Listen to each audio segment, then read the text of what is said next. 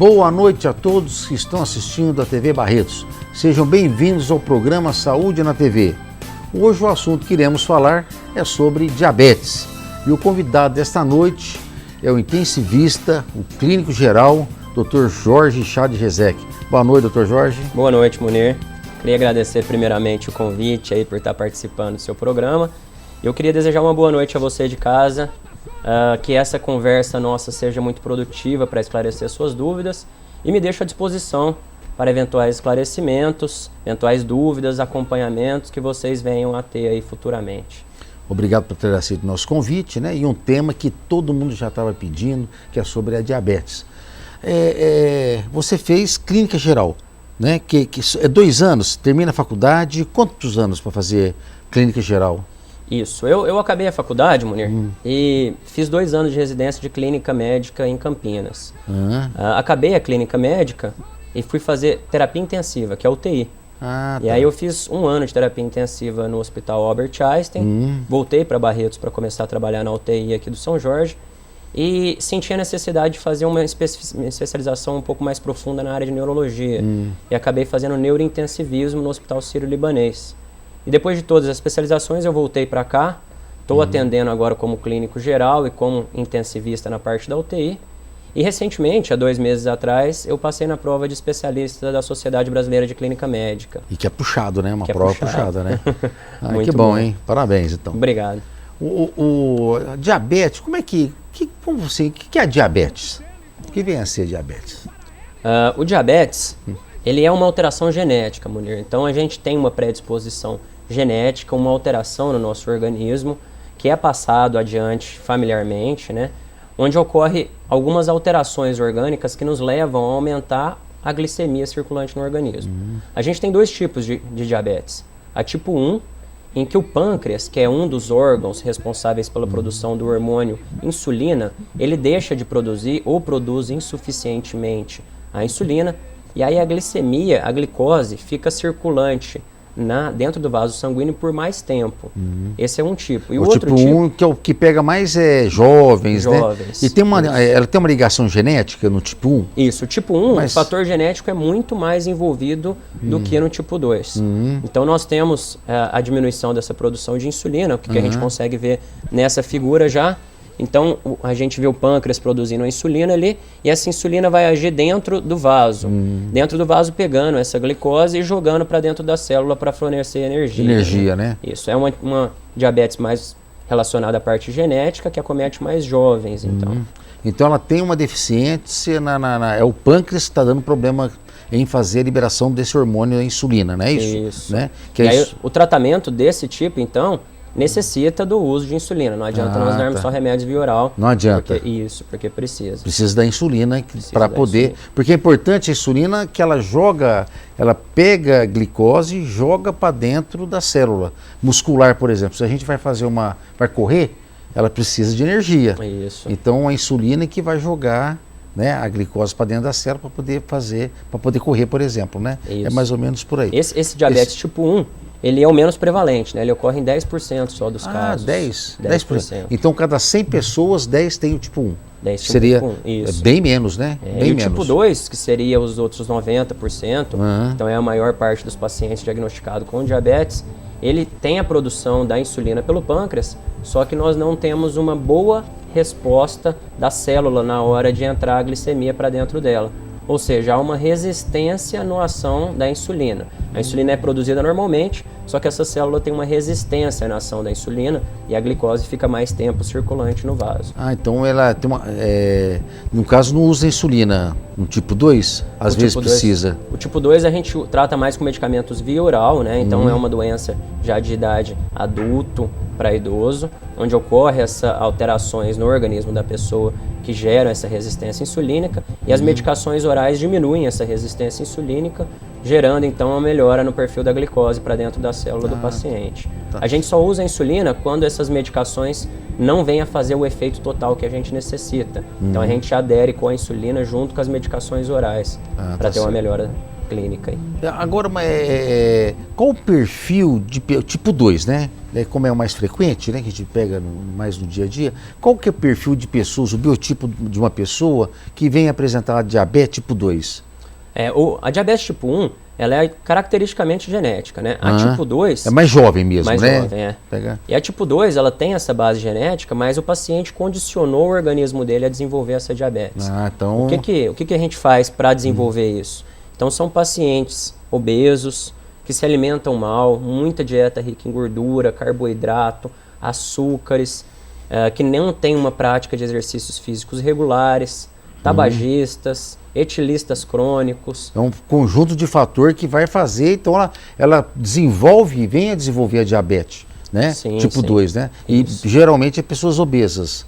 Geralmente a obesidade, ela faz esse aumento da resistência da insulina. E aí a própria obesidade faz isso. A própria obesidade faz isso. O que é isso, hein? Isso. Então a pessoa produz a insulina, só que tem uma dificuldade de jogar a glicose da corrente sanguínea para dentro da célula. Essa é a dificuldade, é isso aí? Isso. É mais ou menos isso aí. A clássica diabetes mellitus são esses dois tipos, né? Mas nós temos também a diabetes gestacional, também? que ocorre em algumas grávidas. 5 a 10% de todas as grávidas, elas podem gerar uma resistência à ação da insulina. Normalmente, a gravidez gera essa ação e o pâncreas aumenta a produção da insulina para compensar essa resistência. Mas algumas grávidas não conseguem fazer esse feedback, esse aumento da insulina. E aí desenvolvem essa diabetes. Tá certo. Então, na grávida, se ela desenvolveu, pode desenvolver. Você falou quantos por cento? 5 a 10%. Então, na medicina é considerável, né? A sim. cada 10 pessoas, vamos supor, uma gestante... Né? Cada 20, às vezes, 1 a 2 gestantes pode vir apresentar diabetes. Isso. Né? E quando essa gestante tem diabetes, ela regride, depois que deu nenê, tudo, passou essa fase, ela é diabética, é portadora da diabetes ainda ou ela passa a ser normal? Não, a maioria dos casos em que ocorre a diabetes gestacional, há regressão completa desse fator, desse desenvolvimento diabético aí. Então, o paciente melhora os níveis da resistência insulínica. Isso é muito dependente de fatores ambientais, então da dieta, do que ela faz, de exercícios físicos, da atividade rotineira dela, de como ela se alimenta. Né? Isso daí são fatores importantes na melhora ou não desse quadro diabetogênico aí, né? Tá jóia. Pegando o gancho dessa pergunta que eu te fiz, por exemplo, diabetes tipo 1 tem cura? A diabetes tipo 1, a diabetes mellitus é uma doença crônica, não há cura. Não há cura, né? A gente fala sobre controle. Então, quando você controla a diabetes, você gera menos efeitos colaterais ao longo do tempo e não deixa o paciente evoluir com complicações crônicas, que nós chamamos, da diabetes ao longo do tempo. Mas é só com o tratamento e para toda a vida, não tem como ficar sem. Inclusive, o Dr. Jorge, no outro bloco, ele vai orientar com relação à dieta, né? Que é muito importante também, né? Para quem tem a diabetes, né? Isso. Que é muito importante. O tipo 2, então, também, obviamente, não tem cura, controla também, né? Isso. E sendo a dieta super, hiper importante. Isso. Né? Agora, a dica que você dá para nossos telespectadores, assim, estou desconfiado que tenho diabetes, uma suspeita, né? Qual que é assim os sintomas que as pessoas vão sentir? Boa pergunta, Munir. Então, o que a gente tem que fazer para saber o que está acontecendo com o nosso organismo, se nós estamos desenvolvendo essa diabetes ou não? Os principais sintomas são um aumento súbito, agudo e repentino da vontade de beber água, um aumento da vontade de comer, então comer e beber água toda hora, ir muito ao banheiro, acordar à noite para ir no banheiro, cansaço muito fácil, fadiga, dor muscular, dor neurológica crônica, então choquinhos, fadiga muscular, parestesia, que é quando o formigamento da perna. Perde sensibilidade. Perde sensibilidade, né? Bater o pé e não sentir muito. Já então, é tem um que se atentar sinal, a esses sintomas. Né? E agora, para descobrir que tem diabetes é fácil, não é muito difícil, né? O diagnóstico, ele é feito, são 3 maneiras clássicas de fazer o diagnóstico, né? Então, a avaliação da glicemia de jejum, então o paciente colhe o exame de jejum e esse exame tem que estar acima de 125 em 2 aferições diferentes, uma da outra, em dias diferentes. A hemoglobina glicada, que é a avaliação da glicemia ao longo de 3 meses através de um exame só. Essa hemoglobina glicada acima de 6,5% em 2 aferições também fecha o diagnóstico. ou uma glicemia casual acima de 200, que aí só uma aferição dessa já fecha o diagnóstico. Isso. Né? A pessoa chegou, doutor, eu estava na rua, tinha um programa de medição de diabetes, né? E pegaram e mediram, tipo da agulhinha no dedo, e mediram, e qual o valor que você fala, é diabetes? Ou pode dizer que ele tem diabetes, dependendo, assim, gostaria que você falasse, assim, por exemplo, se ele comeu ou não, né? Como é que a gente pode falar, não, ele tem diabetes ou não? Ou Sim. não tem jeito de você falar sobre isso? Acima de 200, qualquer aferição, não importa se for em jejum, após alimentação, a gente considera diabetes e já fecha o diagnóstico. A glicemia de jejum, que é a que a gente usa melhor como rastreio, ela tem que ser acima de 125 em 2 aferições diferentes. E a gente também pode avaliar o paciente pré-diabético, né? Então, aquela glicemia que ficou entre 100 e 125, que a gente está num estado que o paciente tem o potencial de desenvolver o diabetes, e a gente difere do paciente que não tem o diabetes, que seria uma glicemia abaixo de 100. Então, entre 100 a 125, ele tem aí um potencial de desenvolver uma resistência insulínica, quer dizer, esse diabetes tipo 2. Então, é um paciente que precisa cuidar da alimentação, não fumar, não beber, exercícios físicos regulares, cuidar do colesterol, controlar o peso, né, melhorar a dieta. Então, isso tudo é muito importante para não desenvolver a diabetes. Impreterivelmente, se ele não fizer o controle desses fatores desencadeantes, ele vai desenvolver diabetes futuramente. Tá. Então, a pessoa mediu, deu 110 a 120 mais ou menos, é um pré-diabético. É um pré-diabético. É um pré-diabético. Então, a orientação fica com relação à dieta. Né? E exercícios físicos. E a atividade física é importantíssimo, né? Importantíssimo. E o tabaco, né? No hábito de fumar também... Prejudica tudo, né, mulher? Em todo aspecto, né? Prejudica a diabetes, tudo. Além de ela fazer uma evolução rápida, ela tem uma evolução mais precoce da arteriosclerose, e a pessoa fumando, então duplica isso aí, né? Então é importante não fumar, né? Sim. Então, aqui, entre 110 a 120, a dieta geralmente é o suficiente. Né? Que é, na verdade, a dieta, como a gente vai falar depois, é uma dieta saudável também, né? Sim. É uma dieta saudável. Nós temos que encarar a dieta hoje em dia como tratamento, não só para diabetes, como para várias coisas. Hoje em dia a gente é o que come, né, Munir? A gente vive num mundo cheio de comilança, de comidas modificadas geneticamente, muito ruim, muita gordura trans, muito óleo vegetal. Então isso daí predispõe ao desenvolvimento de muitas doenças na sociedade que a gente vive. Mudou muito, né? Mudou muito. Muito. E agora, acima, por exemplo, a pessoa tem pré-diabética. Ela sempre vai ter pré-diabetes. Sempre vai ser. Vai ter tendência. Então, sempre tem que tomar cuidado de não ter peso também e evitar ingerir gordura. Doce, essas coisas, isso é importante. Sim, né? Porque vai acabar desenvolvendo. Isso, né? Com certeza. E há pessoas que têm acima de 127, né? Que já é 127? 126, né? 126 para cima. Para cima já é considerado diabetes. Né? Tem que lembrar que tem 2 aferições, né? Então distintas uma da outra. Então, obrigatoriamente, às vezes só na dieta ela pode normalizar a glicemia? Sim, sempre quando a gente pega, por exemplo, um paciente que ele tem uma alteração glicêmica e é um paciente sobrepeso ou obeso, que fuma, que tem um hábito de vida irregular, não pratica exercícios físicos, quando você impõe esse tipo de qualidade de vida para ele, ele tem um ganho, uma melhora na qualidade de vida, na diabetes muito grande. Agora, às vezes você pega um paciente que tem esse quadro de diabetes, mas é um paciente que já faz exercício físico, que já se alimenta bem, então não tem que se mudar muito no estilo de vida desse paciente. Esse paciente não é um paciente que se beneficia muito desse estilo de vida, mas sim de medicações. Aí onde entra a medicação. Isso. Né? Às vezes a pessoa, não tenho diabetes, mas tem que fazer o controle. Isso não quer dizer nada. Sim. Né? Só em fazer esse controle, não ganhando peso com relação à dieta, pode normalizar. Pode né? normalizar. Pode normalizar, né? Temos que lembrar que hoje em dia, né, nós somos em 200 milhões de diabéticos no mundo, e a estimativa em 2025 é de 380 milhões de diabéticos no mundo. É muita no Brasil, coisa. de 13 milhões atualmente. Então é uma doença muito prevalente, com tendência a piorar, e é uma doença que leva a doenças secundárias, né? Esse é o problema do diabetes. Que a gente vai falar logo aí, né? Vamos para o intervalinho, já voltaremos. De volta à Saúde na TV, estamos falando sobre diabetes com o Dr. Jorge Rezec. E uma coisa que eu gostaria de perguntar, assim, diabetes, se a pessoa não trata, obviamente, ela causa várias, como você acabou de dizer no bloco anterior, ela vai causar várias doenças, ou seja, várias complicações, né? Quais são essas complicações que pode vir a acarretar para nós? Sim, nós temos dois tipos de complicações, então, associadas ao diabetes. Temos as complicações agudas do diabetes e as complicações crônicas, né? As agudas seria de um primeiro momento. O que a diabetes pode te fazer mal para a sua saúde num primeiro momento?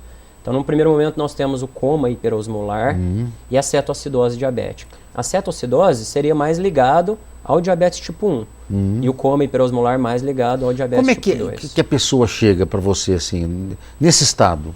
Quando elas chegam grave, né? Sim, é grave, sim. né? As duas patologias, tanto uma quanto outra, são de internação na UTI e com potencial risco de morte, né? Então, a cetoacidose diabética seria um aumento da glicemia abrupto mesmo, por causa de um mau uso da insulina pelo paciente ou por causa de alguns fatores externos, como trauma, cirurgias, sepsis, onde a gente ocorre um desequilíbrio no funcionamento da insulina.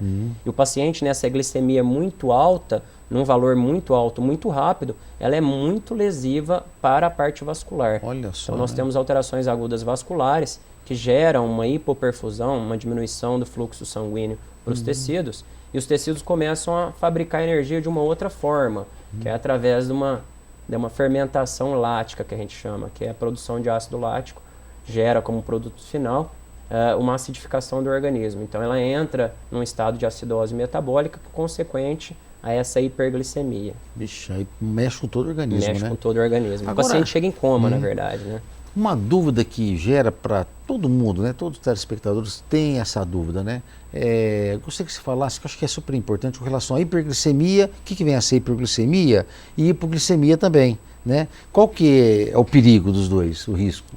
A hiperglicemia, ela ocorre quando a gente tem, então, esse aumento da glicemia capilar, da glicose dentro do vaso, acima de 200 por um tempo prolongado.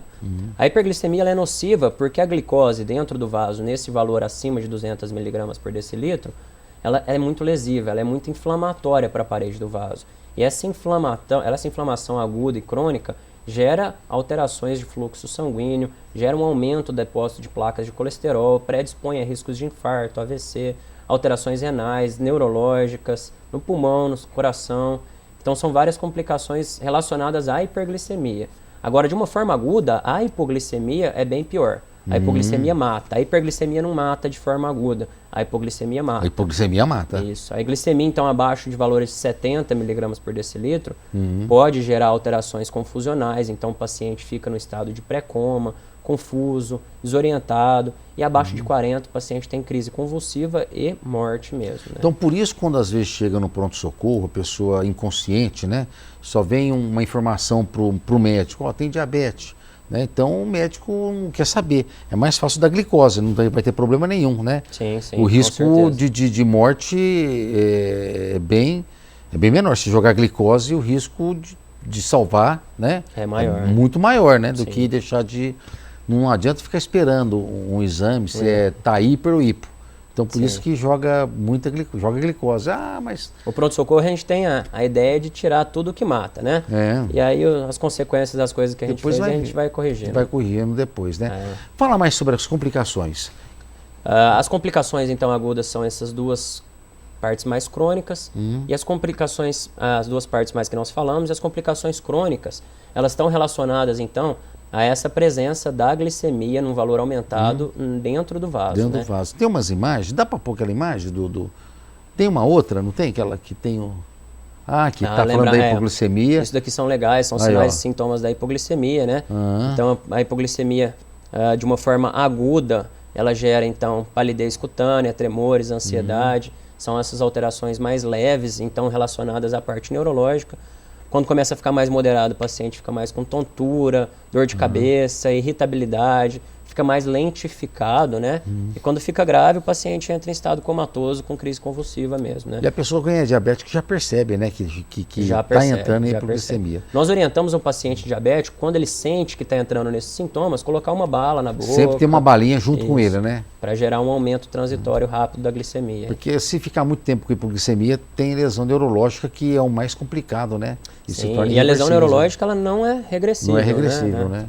Então tá jóia. Eu estou vendo essa imagem aqui, né, a parte do úrio ali. Como é que é? O que é isso aí? Essas são as complicações crônicas do diabetes. Essas complicações estão relacionadas à hiperglicemia mantida, né? Então, essa glicemia de longo prazo dentro do vaso vai gerando alterações vasculares que geram, então, alterações da retina, que é a retinopatia dá para pôr a imagem, diabética. dá para aumentar a imagem aqui? Dá para aumentar? Isso, tá, a retinopatia diabética, então, aquele vaso ali é uma retina normal, a gente tem com a retinopatia diabética esse dano estrutural que ocorre dentro do vaso da retina.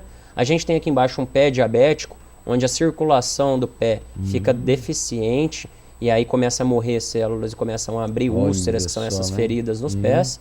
A gente tem uma imagem do vaso sanguíneo ali, então a gente corre uma inflamação da parede. Você sabe muito bem disso, que isso é vascular, onde ocorre um depósito de colesterol maior aí na parede do vaso, predispondo a AVC, né? Infarto, entupimento agudo, né? E a neuropatia, né? E a neuropatia que é importante também, né? Que a pessoa perde o chinelo, né? Na hora que o diabético está andando e geralmente perde o chinelo, machuca o pé e não percebe. Isso. Tem as micoses, que é uma porta de entrada para infecção, não pode percebe. Evoluir para erisipela. Pode evoluir para erisipela, para ferida, e se pode se tornar grave, até perder a perna, né? Às vezes, né? Sim, que tem casos graves assim, né? Que evoluem mal, né? E acabam tendo que fazer amputações por causa do diabetes não compensado e não controlado ao longo dos tempos, né? É importante, eu vejo a importância, Dr. Jorge falar isso aí, que vale a pena cuidar da diabetes, né? Hoje tem 1000 maneiras de fazer uma bela terapêutica, porque tem medicações agora, vários tipos de medicações que a pessoa às vezes não tolera um tipo de remédio, pode fazer uso de outro, né? E isso vai fazer que diminua a velocidade dessas complicações que acabamos de falar agora. Sim. Né? Hoje em dia nós temos tratamentos em que o comprimido precisa ser tomado uma vez ao dia, ele tem um mecanismo de ação de 24 horas, então a tomada é única, o que facilita, é uma comodidade posológica para o paciente, né? E a gente tem poucos efeitos colaterais agregados a essa medicação. Então hoje em dia vale a pena você procurar um bom médico para te dar boas orientações, para te propor um bom tratamento, para depois, na hora que surgirem as complicações, não tem como voltar atrás. Depois de se instalado os danos permanentes da diabetes, nós não conseguimos regredir. Nós sempre não conseguimos evitar a progressão da doença, mas regredir, ele não regrede. Tá certo. Agora, com relação ao tratamento, né? Como é que é essa terapêutica? E no outro bloco, depois eu gostaria que você falasse sobre a dieta, né? Especificamente, para orientar, acho que é super importante. Sim. Então, o tratamento, a base do tratamento é dieta, exercício físico regular, né? E controle das comorbidades. Isso é muito importante. Ninguém leva tanto em consideração, mas é uma coisa muito importante. Comer bem, controlar fatores de risco, então obesidade, tabagismo, alterações do colesterol, fazer exercícios físicos, isso faz parte da dieta. E a outra parte, que são as medicações propriamente ditas, né? Então nós temos a insulina para os pacientes insulino-dependentes que necessitam da presença da aplicação da insulina para fazer efeito. E são as medicações via oral também, que são os comprimidinhos que a gente toma para controlar esse diabetes, que hoje em dia tem uma gama muito grande dessas medicações e a evolução da medicina nos permitiu bons medicamentos com poucos efeitos colaterais aí ao longo do tempo. O tratamento da diabetes é fantástico e nós temos até disponibilizado pela farmácia popular de forma gratuita o tratamento da diabetes, do mesmo jeito pela hipertensão, sem que o paciente gaste nada e tenha um bom controle do diabetes. Agora, com relação à atividade física, caminhada é uma boa atividade física? Sim, a caminhada é a melhor atividade física que tem. Então é a atividade que tem menos impacto para os joelhos, para a parte muscular, para os ossos. Então o paciente tem que fazer caminhada, só que tem que fazer caminhada de forma regular. Não adianta o paciente querer chegar num sábado e correr, andar 10 quilômetros do nada. Ele precisa ter um preparo físico regular e uma regularidade, né? No mínimo aí de 2 a 3 vezes por semana, de um período também de 15 a 20 minutos aí, e se tornar regular e tentar melhorar cada vez mais essa performance. E o certo são exercícios aeróbicos, que a gente chama, né? Então exercícios aeróbicos é caminhada, corrida, andar de bicicleta, hidroginástica, natação, e não exercícios como musculação. Musculação é muito boa para hipertrofia muscular, para melhora de força, performance, mas não para evitar esse tipo de patologia, né? É importante o aeróbico para poder, inclusive é uma fisioterapia do ponto de vista cardiológico, né? Do sistema circulatório também. Sim, sim. A caminhada, né? Sim. Você orienta fazer caminhada de 2 a 3 vezes por semana, né? No começo, né? No começo. O ideal mesmo aí são de 3 a 5 vezes por semana. Esse é um plano ideal. é regulamentado até pela OMS de 3 a 5 vezes por semana, meia hora por dia, que seria o ideal. E pode Mas ser... assim, para começar, eu acho que 2 a 3 vezes por semana, 20 minutos, eu acho que seria uma coisa 20 legal. 20 minutos e pode aumentando de acordo com o que a pessoa vai conseguindo. Vai conseguindo, né? Isso é muito importante. Agora, voltando naquelas complicações ali que você falou. Você falou da retinopatia. A pessoa tem a microangiopatia, né, que pode levar a feridas nas pernas, né, e tem também, agora, a impotência, pode levar a impotência sexual? Sim. Por causa da neuropatia, por causa da vasculopatia gerada pelo diabetes, então alterações vasculares que diminuem o fluxo sanguíneo e que a glicemia num período aumentado irrita o nervo peniano, ele fica muito inflamado por causa da diabetes. E aí o paciente pode ficar impotente, um paciente que tem uma diabetes mal controlada ao longo do tempo, ele fica impotente com muita chance de não regredir isso ao estado normal, né? Então o paciente às vezes acha que controlar o diabetes é uma brincadeira, tudo, e depois na hora que começam as complicações, o paciente sente um peso na consciência e quer voltar atrás, e nós não temos como voltar atrás. Danos neurológicos são danos permanentes, em que nós não conseguimos voltar atrás nisso. Então, sempre é bom controlar, prevenir, é o melhor remédio, né? É o melhor remédio, né? Melhor remédio. Como o Dr. Jorge disse, o aumento da glicose dentro da corrente sanguínea, ela é lesiva aos tecidos, né? Onde lesou e não tem, muitas vezes é irreversível. Né? Por isso que é importante aí fazer a terapêutica adequada, né? Para que não chegue a ter esse tipo de evolução aí, como acabamos de falar, dessas complicações. Vamos para o intervalinho e já voltaremos. De volta à Saúde na TV, o assunto que estamos falando é sobre diabetes e estamos aqui com o Dr. Jorge Rezec. Agora, com relação, a gente falou dos medicamentos, da insulina, dos hipoglicemiantes orais, né? E da atividade física, que é super importante, né? Sim. Pelo menos no começo de 2 a 3 vezes por 20 minutos, né? Que é o aeróbico, que é importante para ter o controle da diabetes. E agora, que é um ponto super, hiper importante, é a dieta. Né? É a dieta que também controla inclusive a obesidade, que é um fator que leva a diabetes tipo 2, né? Que é uma das causas. Como é que você pode orientar os nossos telespectadores referente à dieta? Bom, a dieta ela é parte integral do tratamento do diabetes, né, Munir? Então, nós temos que levar a dieta muito a sério e ela faz parte do tratamento. O que muitas pessoas não entendem é que nós começamos a tratar a pessoa e de repente aumenta a dose da medicação e vai aumentando e de repente não funciona mais, tem que entrar com insulina. Por quê? Porque a pessoa não está seguindo direito a dieta proposta pelo médico ou porque ela não está encarando o exercício físico como um fator auxiliador no tratamento. Então vale a pena controlar a dieta, fazer a prática de exercícios regulares e o controle das comorbidades, parar de fumar, beber, essas outras coisas que pioram. Então a dieta, o que é a base da dieta para o diabético? É evitar o consumo de carboidratos de alto índice glicêmico. O que é isso? Então são carboidratos que liberam muita glicemia muito rápido. Então arroz, macarrão, pão francês, isso daí são coisas que liberam muito rápido. Alguns tipos de frutas, como a melancia, a laranja, a manga, elas têm um alto índice glicêmico. O paciente não é que ele não pode comer a fruta, ele pode comer a fruta. O problema é o suco da fruta, onde aí vai muita fruta e ele fica muito concentrado e aí a glicemia estoura muito rápido no organismo do paciente. Então, supor, não tomar o suco de laranja, chupar laranja. Isso, chupar a laranja. Que é 1, 2, se eu vou fazer um suco, vai 3, 4 laranjas, né? Isso, fazer um copo de suco. exatamente isso. Por exemplo, melancia, é uma fatia. É uma fatia. Uma fatia. Tudo em excesso faz mal, né, mulher? Mas nessa questão do suco, e da manga, fruta, né, que você falou, laranja, manga e melancia. São os três de alto índice glicêmico, é mais rápido. Que é mais rápido, então você tem que ter uma...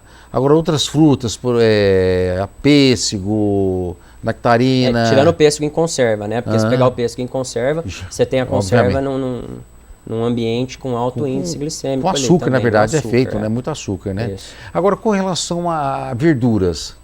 Tá liberado? Tá liberado. Verduras são ótimas aí para o organismo, sem falar que tem fibras, melhora o perfil intestinal, melhora a resistência imunológica do intestino. Frutas totalmente liberado, então, verduras totalmente liberado, as frutas com algumas restrições que acabamos de falar. Coisas proibidas, então, esses carboidratos que eu falei. Legumes, no caso. Batata doce. Isso. Os legumes, O único problema da batata é exatamente essa imagem, põe essa glicêmico. imagem só para ilustrar. Eu achei muito legal. Daí, essa imagem aqui. Uhum. Né? Isso é ideal, né? Rabanete, tomate, E alface, pepino, Isso. né? Isso é à vontade. Isso é à vontade. Lá atrás parece que tem o quê? Deve ser o suco, algum suco, será? Não dá para saber, né? Mas provavelmente parece ser assim. Aí sim, evitar, no caso, né? Depende do tipo de suco, né? Então tem que procurar suco de frutas que não geram esse alto índice glicêmico, né? Qual o tipo, mais ou menos? Acerola, Olha. suco de... Água de coco, na verdade, é um paciente muito O água de coco não tem problema também? Não tem problema. Não, né? O problema de tomar é refrigerante para o paciente diabético, né? Então o paciente diabético não pode tomar refrigerante, não pode é proibido. De jeito nenhum. E aquele refrigerante diet? Isso, e aí? O refrigerante diet, o que ele faz? Ele tira um pouco o açúcar de alto índice glicêmico, mas compensa no sódio para ficar mais que tem mais doce para o paciente. Aí acaba sódio. inchando muito. Sódio em excesso faz mal. Na verdade é que refrigerante não tem dose legal, né? Não existe o tipo de refrigerante legal. Se for para a pessoa tomar, procura tomar o diet, né? Mas é melhor evita. não tomar. Melhor não tomar, né? O refrigerante ele tem um pH muito ácido, ele acidifica muito o nosso organismo, ele faz uma tendência das nossas células envelhecerem mais rápido. Olha só, né? Toda bebida que você toma muito ácido, nosso organismo tem que contrabalancear com um meio mais básico. Então isso daí gera gasto de energia à toa, né? Isso daí faz um envelhecimento precoce do nosso organismo. Então não é legal tomar. Quanto mais ácido, pior o refrigerante aí, né? Tá certo. Agora, com relação a legumes, né? A batata ela é um legume de alto índice glicêmico. A batata doce é liberada à vontade. A batata doce é liberada? Liberada. Ela tem um baixo índice glicêmico. A liberação dela é bem lenta aí. E sobre os carboidratos também, por exemplo, o paciente quer comer arroz, macarrão, pão, ele tem as formas integrais, em que a gente tem a liberação da glicemia de forma lenta no organismo e não tem problema. Então tem o arroz integral, o macarrão de massa integral, nós temos o pão integral. Puxa, então isso daí não tem problema. Dá para a pessoa ter uma dieta e é gostoso, né? Sim, o arroz integral, o macarrão, praticamente você vê pouca diferença, né? Isso, e não quer também, ninguém quer proibir a pessoa de fazer o que ela quer fazer na vida. Um dia ou outro que ela quiser, hoje eu acordei com vontade de comer um pão, comer um arroz, estou na casa de um amigo que teve macarronada, não tem problema, é só não fazer disso uma rotina. Isso que é importante aí, né? Tá certo. Se a pessoa for extrapolar, ela tem que aumentar a dose da medicação? Não, ela não mexe na medicação antes de informar o médico. Exatamente pelo risco de hipoglicemia depois, quando ela voltar para a dieta, ser pior do que a hiperglicemia, né? Agora o feijão, também ele... o feijão ele é rico também em gordura, né? Então a gente tem que tomar cuidado nessa parte. Mas é o caldo que pode ser ou não? Não, o caldo não tem tanto problema não. Né? O feijão até que não tem tanto problema, mas é carne, como arroz mesmo. No caso, carne? A carne, mais aconselhável a carne branca do que a carne vermelha, porque é menos rica em gorduras, né, do que a carne vermelha. Tá certo. Alimentação com base de frituras e óleo vegetal. Tem que evitar. Proibido, né? Muito ruim isso, não a só pele do frango tira, né? Não só para o paciente diabético, mas para qualquer pessoa, né? Então gordura trans, gorduras saturadas, óleo de origem vegetal, isso daí faz muito mal. Isso daí gera um acúmulo, um aumento de colesteróis totais e triglicéridos no nosso organismo, que começam a se depositar nas artérias, nas paredes dos vasos nossos. Isso daí, consequentemente, futuramente, gera uma tendência maior de infarto, de derrame, de alterações vasculares, que podem... Você falando em infarto, aumento da incidência de infarto, derrame, né? Com relação à síndrome metabólica, né? O que você pode falar para nós sobre isso? A diabetes ela é uma doença de base genética, mas metabólica, né? Então ela gera alterações metabólicas no organismo. E ela anda de mão dadas com algumas outras alterações metabólicas. Quando nós temos alterações de glicemia com o paciente sugerindo diabetes, nós temos que investigar condições relacionadas à tireoide, hipotireoidismo e hipertireoidismo, alterações relacionadas à pressão, alterações relacionadas ao controle de base genética do colesterol e triglicérides, porque são doenças que geram um problema inflamatório vascular ao longo do tempo, que contribuem cada vez mais para dano do endotélio, da parede do vaso. Isso daí gera um risco de infarto, AVC, 3 vezes maior em quem tem a síndrome plurimetabólica do que quem não tem. Puxa vida, hein? Então, e para evitar, o esquema é dieta, tudo isso aí que vai evitar? Isso. A síndrome metabólica, por definição, é a presença do diabetes, da hipertensão, de alterações do colesterol e de obesidade. Os 4 fatores juntos, eles agregam um risco cardiovascular e cerebrovascular 3 vezes maior para todo mundo. Se o paciente ainda não faz exercício físico e fuma, aí ele está pedindo mesmo para ter alguma coisa relacionada a isso. Com certeza, uma chance muito grande de vir acontecer alguma coisa, né? E tudo é controlável, né? E tudo é controlável. Tudo que você falou, diabetes é controlável, obesidade é controlável, hipertensão é controlável e tem atividade física que é a vontade de a pessoa fazer a sua atividade. Né? Inclusive melhora tudo, né? Na parte cardiológica, a parte circulatória das pernas, né? Sim. Então, hoje em dia a gente está no auge aí, né? Da compreensão da fisiologia do nosso organismo, em que atividade e dieta fazem parte total aí de um bom desenvolvimento, de um bom estilo de vida, de uma boa qualidade de vida, da prevenção de doenças futuramente. Então todo mundo tem que avaliar bem essa parte de dieta e de exercícios físicos. Isso faz parte da nossa vida e é o futuro nosso, né? Você vai querer ver teus filhos, seus netos crescerem bem. Você não vai querer ficar deitado numa cadeira de roda com complicações. Pra curtir, né? Pô, isso que é legal da vida, né? Essa que é a parte boa. Mesmo. Então vamos prevenir, é muito melhor prevenir do que remediar mesmo. Remediar. Né? Doutor Jorge, chegou o programa chegou ao fim. Gostaria que você fizesse suas considerações? Obrigado mais uma vez por estar aqui. Obrigado a vocês aí por ter passado esse tempo conosco. Eu acho que deu para a gente bater um papo aí sobre essa diabetes, esclarecer as dúvidas das pessoas de casa. Eu acho que se você tem alguns sintomas que nós falamos aí de começo de diabetes, então uma fadiga, um cansaço crônico, um mal-estar, esses problemas relacionados à ingesta maior de água, sede, de ir muito no banheiro, eu acho que vale a pena fazer check-up regular. Eu acho que no check-up é onde a gente descobre doenças potencialmente graves para se desenvolver. Então vale a pena esse check-up regular, essa qualidade de vida, esse estilo de prevenção que a medicina do Brasil não orienta tanto. Aqui a gente é muito tratar doença e ninguém fala de prevenir a doença, que é muito mais importante do que tratar a doença. Então vale a pena isso daí. E vamos ver se 2016 aí venha com novas esperanças, não só para nós, né, mas para a população de Barretos aí nessa área da saúde. Nós estamos torcendo aí que tudo dê certo aí, que tenhamos aí uma nova horizonte para a saúde de Barretos aí. Doutor Jorge, muito obrigado, parabéns pela didática, com certeza todos nós foi bem beneficiado com a tua explicação. Obrigado a todos que estão nos assistindo, obrigado pela audiência e até a próxima quarta-feira. Tchau!